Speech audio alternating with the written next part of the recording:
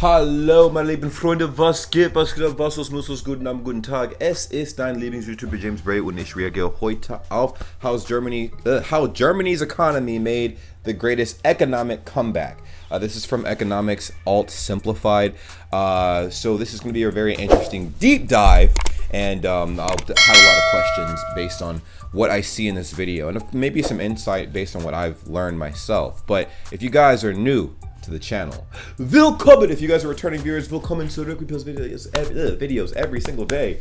All I ask is that you guys abonniert diesen Kanal, oh my god, what is up with my German today? And like the video bitte. Vielen lieben Dank für eure Unterstützung, das bedeutet mir viel. Let's go ahead and dive nose deep into this thing and see exactly what we are working with. Los geht's, okay? Yeah, I'm excited.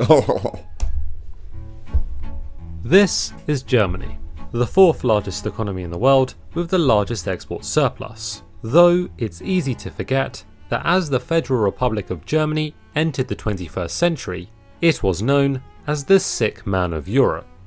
The sick man of Europe? Why? Averaging a GDP growth rate of just 1.2% per year between 1998 and 2005. How did Germany turn it all around to become wait, go back. I need those dates again. Give me those dates. 98 and 2005. Averaging a GDP growth rate of just 1.2% per year between 1998 and 2005. A GDP growth percentage rate of 1.2% every single year from 1998 to 2005. Doesn't seem very high, but meh, I guess it's steady. How did Germany turn it all around to become something of an economic outlier? Do you see like the clash of architecture here in this one shot? Like you have these super hyper modern buildings right here, and then right next to it you have buildings that look completely old, like super old.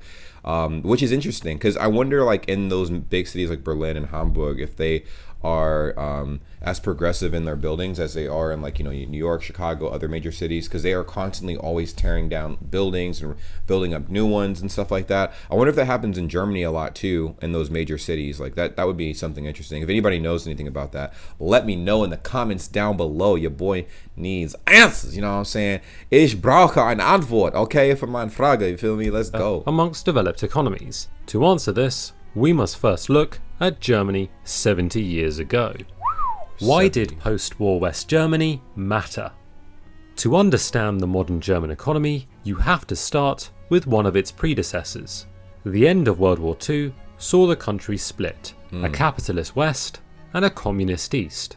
So I think just off of that alone, right, we can safely assume the West was making way more money than the East. You know what I'm saying? Way more money. The West was the land of opportunity. Capitalism's not bad, all right? I mean, like, I know a lot of people are like, capitalism, capitalism. Listen. Communism is probably worse. I'm not gonna lie. Like, it's probably like everybody making the same amount of money and stuff like that, getting paid the same no matter what your work ethic is. That doesn't seem to be fair, you know? Capitalism has its flaws too. Trust me, it's not perfect at all. But there's no cap on how much money the individual can make, you know, and it's based purely on your work ethic, right? What you put in is what you get out of it, and I think that's pretty legit. Now, I could be completely wrong. Let me know in the comments down below if I am. The West being roughly 2.5 times the size with a similar population ratio.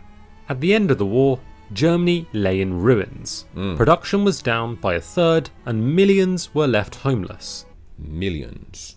That isn't, yeah, actually, that's crazy. That makes a lot of sense. Yet the 1950s saw the emergence of the German economic miracle, averaging 8% growth per year to become the largest economy in Europe.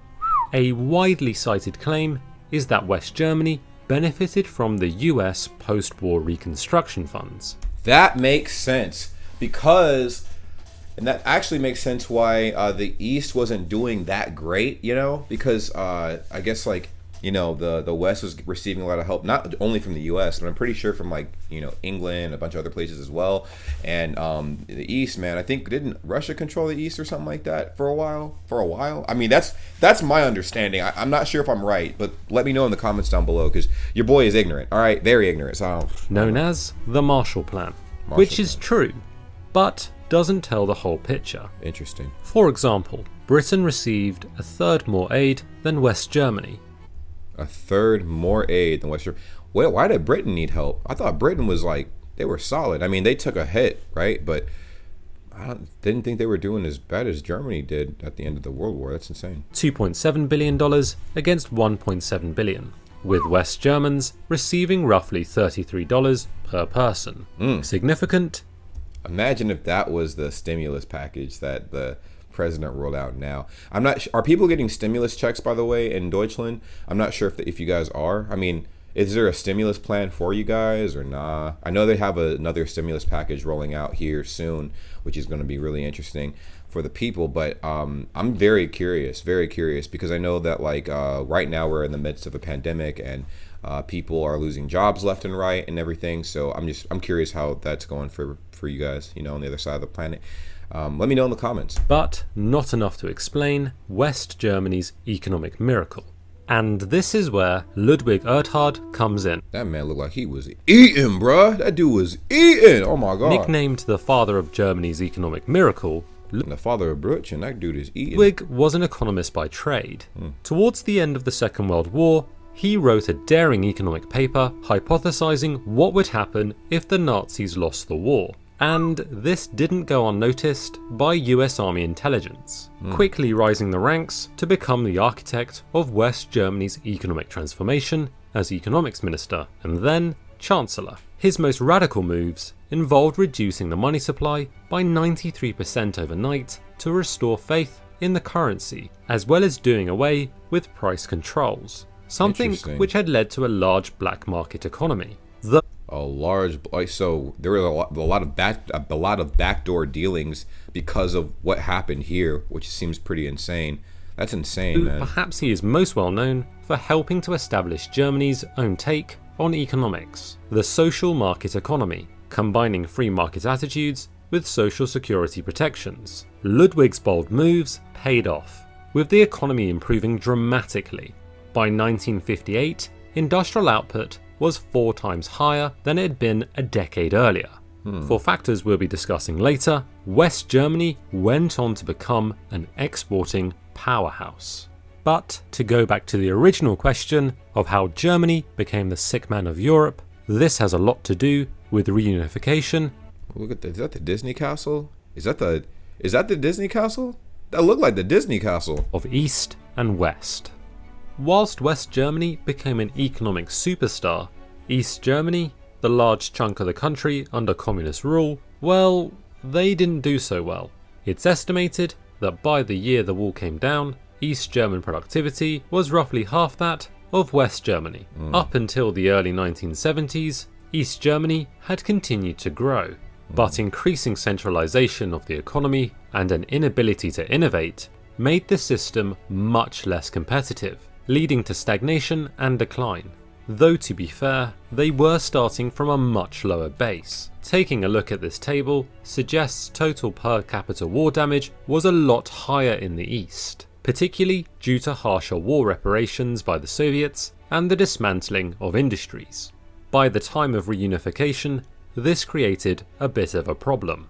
So, what was the economic impact of reunification? To prevent a mass migration of the whole of East Germany to West Germany, the West German government promised to raise the East up to the same standard. Interesting. And basically lending a helping hand, because I guess the East wasn't doing too good at the time. So that would make a lot of sense, but damn, that's kind of intense. And crucially, this included wages within 5 years. Now, one of the very first things that the new state did was to abolish the East German Central Bank and hand over control to the West German Central Bank. The East German Central Bank, what was the whole deal with that? Like, why was that so significant? That's what I don't understand. Why was the East German Central Bank such a significant part of East Germany? Like, was that basically the center control of everybody's money? Like, everybody's money went there, everybody's money came from there as well. Like, is that what that was all about? Was the way that it was distributed to the public basically like almost frowned upon in a way in East Germany? Like, I'm curious why that was so pivotal. The Bundesbank, meaning they had to get rid of the East German currency. Oh, wow. There was East German currency? Y'all had two currencies in one country, bruh? What? What? In favour of the much stronger, institutionally sound Deutschmark. However, this created a fundamental dilemma. What level to set the exchange rate at? Officially, the East Germans had historically tried to fix their weaker currency at 1-to-1, which was a bit of an economic fairy tale. Though, if the new state tried to reflect the true market rate, it would completely destroy the wealth of East Germany, an already fragile economy. So to compromise, they capped the amount of money you could exchange at a rate of 1-to-1. Well, time to change out my battery because once again, ladies and gentlemen, my battery has taken a shine. Let's go. I need batteries. Literally, the battery life on these things, I think, is like 2 hours tops. Like when you run them up, which is not good. Not a good sign. Not a good sign. Not at all. Not at all. With any exchange beyond that at a less favourable rate. Whilst this was a valiant attempt to solve an immediate issue, it now meant that East German businesses had to compete with West German ones at the same exchange rate. Oof. Something a lot of them simply couldn't do. Down bad. The solution was to facilitate massive movements of money or fiscal transfers from the wealthy West to help develop the East. So the East was down bad. East was basically down bad. West is like, listen, we'll throw you guys a bone. We're going to help you guys out, but you need to fork over your East German central bank so we can take your currency, make it the Deutschmark that it needs to be, and then actually properly convert the little like the exchange rate of your guys' currency to our currency. Basically, they're getting rid of the East German currency, bringing the economy up and making, like, you know, Germany basically whole again. I mean, was it whole to begin with, or making it whole? I'm gonna say whole again because I feel like they were like one thing before this whole spiel happened, but as any economist will tell you, monetary union without fiscal union is, well, a bit of a disaster. Yeah, it's estimated that the government has spent over $2 trillion on these transfers over the years, something funded in part by the solidarity tax. Solidarity tax? What's up with that? I don't know what that is. What? Hopefully explains it. Which is an additional tax on income at around 5% for most citizens. Why? What is it used for? What is that? Was that used to balance out the money like issue between East and West Germany? Though this is set to be abolished for the majority as spending has gone down over the years. Now, the main trouble with reunification was that it put an enormous strain on the German economy, throwing it out of equilibrium as two very different economic systems try to integrate. True. Like, it seems that they already had a completely different economic system on one half of Germany, East, and the other half, West. But it seemed like one was clearly working better on the West side, you know what I'm saying? And then they kind of like mingled. I mean, literally, I think the East got a lot of its help from the West. But this is from what I'm interpreting right now, from what I'm ingesting. I could be completely wrong. Somebody set me straight in the comments down below. Set me straight. This is your opportunity right now to set me straight, because listen, this is not definitive. I'm just trying to process what I'm hearing and saying it back to you guys so we can confirm that I'm learning, all right? And maybe I'm learning the wrong thing, or maybe I'm processing the information wrong, but let me know in the comments. One thing often cited for Germany's sick man of Europe status in the 90s and early 2000s, where debt rose from 40% to 67%. Jesus. And unemployment peaked at over 11% in 2005. 11%? That's pretty high, man. I wonder what the employment rate is now, actually. I'm curious. I could look it up. I mean, I'll just look it up after this video, but I wonder what the unemployment rate is in America right now, and kind of worldwide in each individual country, like, because it has to have skyrocketed since the start of this pandemic fiasco. Yet today, Germany is an exporting powerhouse, as this graph shows. Note, this doesn't mean that they export the most. A simple way to look at it is that the net difference between exports and imports gives it the largest positive surplus in the world. Whoa, net trade in goods and services in 2019? They're higher than China. Y'all are higher than China. What? Leading us to ask how. Yeah, V, you know what I'm saying? V. How did Germany turn its economy around? That's what I'm trying to figure out. That's exactly what I'm trying to figure out. The best way to make money with Amazon in 2021 is not by selling physical products on Amazon. The simple answer to this is labour market reform. In the 90s and early 2000s, a lot of German industry was part of a trade union, where wages for entire sectors would increase based on collective bargaining. Over time, this had made the German export industry less competitive, even after accounting for typically superior quality. Recognizing this, labour market reforms were implemented to provide employers with more flexibility and options to move away from collective wage increases. This enabled German wages to grow at a slower pace than productivity compared to other Eurozone countries. So the wage increase was definitely very obviously you could tell it wasn't as intense as all the other countries around it, but it was probably there was a method behind the madness, so to speak. Something accepted by German workers due to the unique construct of German industry, as we're about to. That dude is swole. Oh my god. This dude is he's a monster. I mean, that's crazy. Look at him in comparison. He's like two people put together. That's insane. Find out how the Mittelstand is key to Germany's export success. The Mittelstand? Is that like the market, the farmer's market? People across the world have heard of big German brands, whether that be Mercedes, Audi, Volkswagen, you know what I'm saying? And then I guess you guys I don't know any other German companies outside of cars and stuff like that. Volkswagen, Siemens, or Bosch. Did he just say Siemens? What y'all got going on out there, man? To name just a few, though around 2/3 of exports come from the nation's small to medium-sized enterprises, otherwise known as the Mittelstand. Oh, okay. All right. Small to medium enterprises are Mittelstand. These are family-owned businesses, which make up the core of German industry. Oh, mom and pop shops. That's pretty dope. What? Wait a minute. This is actually very interesting. Mom and pop shops were the reason why Germany got back on its feet? Forget the big brands. These businesses are the German economy, geographically spread out, with 70% being based in small cities or rural communities. Are you serious, bruh? Because it's the opposite here, obviously, but what? Are you serious, bruh? What? So mom and pop shops, we call them mom and pop shops, or Mittelstand, are the reason why the economy started booming again, right?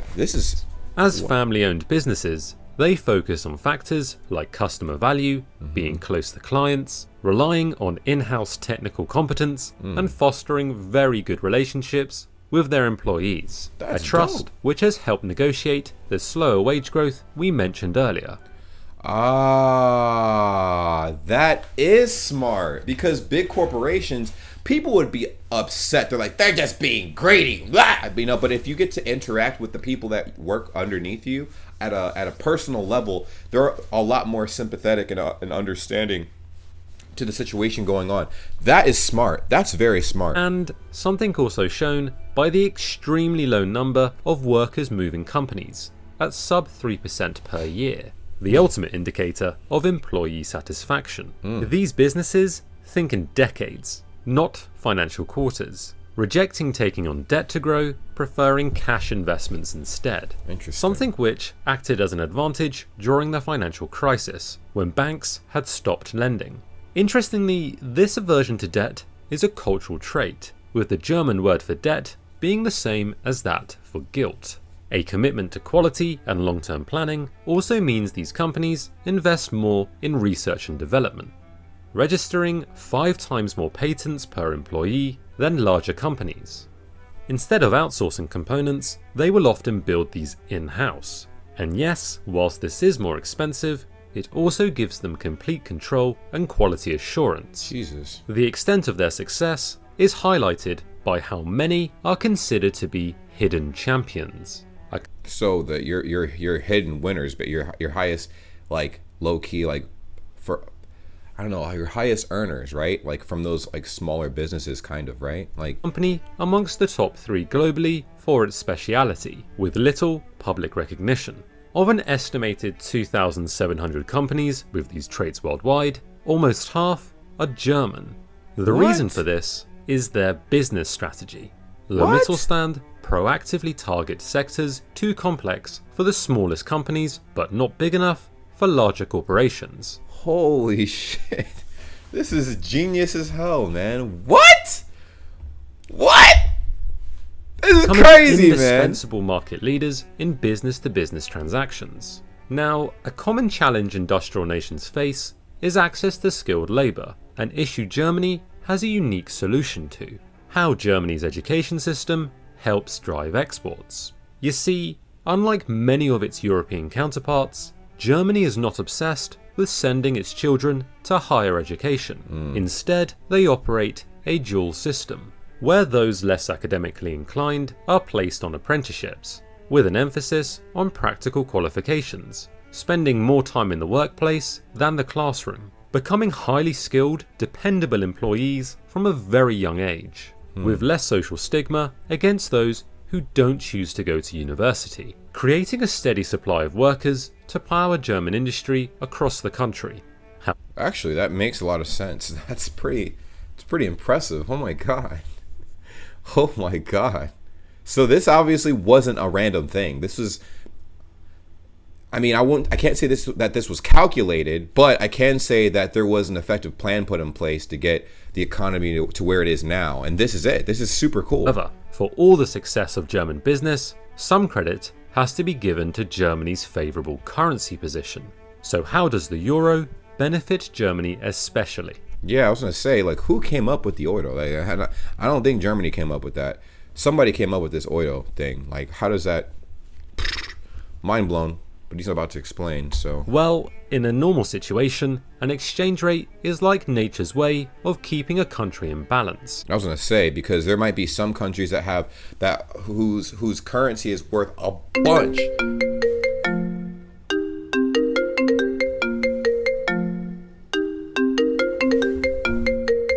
What the heck? Anyways, you have countries whose currency is worth a lot, and other countries in the EU whose currency is worth like barely anything, and then you have the balance, and the balance of that is kind of an equilibrium. So it raises up the countries who have a low value on their currency, and it kind of lowers the countries who have a high value on their currency. So everybody has a pretty valuable balance for currency. So I'm curious about how this affects Germany, because I thought Germany's currency was already pretty high, but maybe not at the time. If exports are too high, demand for the currency increases, making the currency more expensive, with exports becoming less internationally competitive. But, and there is a big but here, this natural order has been distorted. You see, by adopting the euro alongside the likes of Greece and Portugal, Germany's exchange rate position is much weaker than it should be, making exports artificially cheaper. Meanwhile, other Eurozone countries have more expensive exports, making them less competitive. This helps to explain the magnitude of Germany's current account surplus, alongside the fact that because the nation is an industrial power, a lot of its imports are commodities, like raw materials. Maybe that's why, like, when I get like so I have like this little merch shop or whatever. I haven't promoted it at all, but the two companies or the two countries that are able to ship out the merch very cheaply is Germany and the US. The exports are like, it's like nothing, virtually nothing, for either or. And I'm like, damn, maybe that has something to do with this. So the price of these materials has fallen over recent years as the world exited a commodity supercycle, meaning German exporters were able to import cheaper inputs. Moving away from some of its successes, what are the challenges facing the German economy? Well, perhaps its greatest challenge stems from its success: its massive trade surplus. Whilst posting a trade surplus is generally considered a good thing, not the German kind. This is twofold. Firstly, Germany is a fundamental part of the Eurozone, though not the entire thing. The nation runs large surpluses with a number of its neighbours, sucking in vast quantities of euros, which don't always find their way back into other Eurozone nations. Oh, so Germany is like basically hogging all the business, you know what I'm saying? Y'all taking all the business. All the other countries are like, damn. Critics have suggested this suppresses growth, threatening the long-term stability of the currency bloc. Secondly, export success also means Germany is highly dependent on other countries buying its products. True. For example, a downturn in global trade in 2019 was a factor in Germany posting economic growth of 0.5%. Combine that with fears over protectionism, and this creates a threat to the economic growth model. Connected to this is criticism that Germany's domestic consumption rate is too low, something which poses a barrier to stimulating domestic demand in the economy. But to be fair, this is partially a result of the harsh lessons learned through periods of hyperinflation.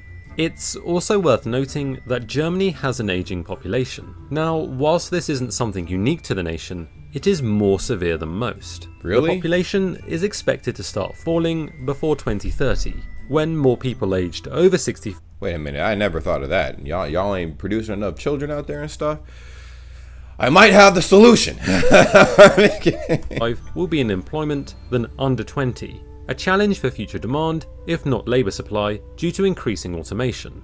So overall, the German economy has demonstrated an ability to bounce back from the worst of setbacks, something it has been able to survive due to excellent market policies and its little known heroes, the Mittelstand. Its trade surplus is a hallmark of success, but also the source of one of its greatest challenges, raising the question, can you have too much of a good thing? Well, and now, it's over to you.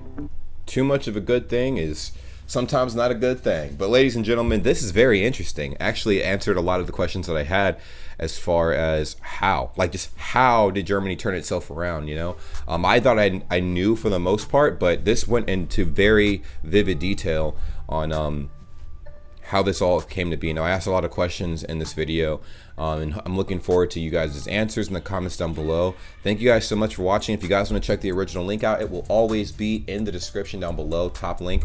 And yeah, that's pretty much it. Thank you guys so much for watching. Take care. Love you guys. Bis später, Leute. Ciao, ciao, ciao, ciao.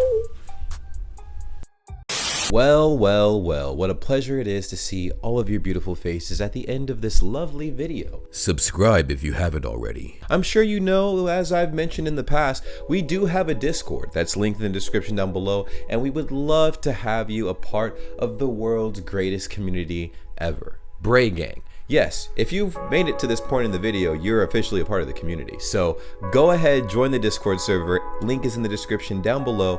And we also have other social media as well, like Instagram, Twitter. We're live. We go live on Twitch quite often as well. So it would behoove you to, you know, go ahead and subscribe to the Twitch channel at twitch.tv/JamesBrayGang. Join the cause and be a part of the greatest, literally the greatest community ever.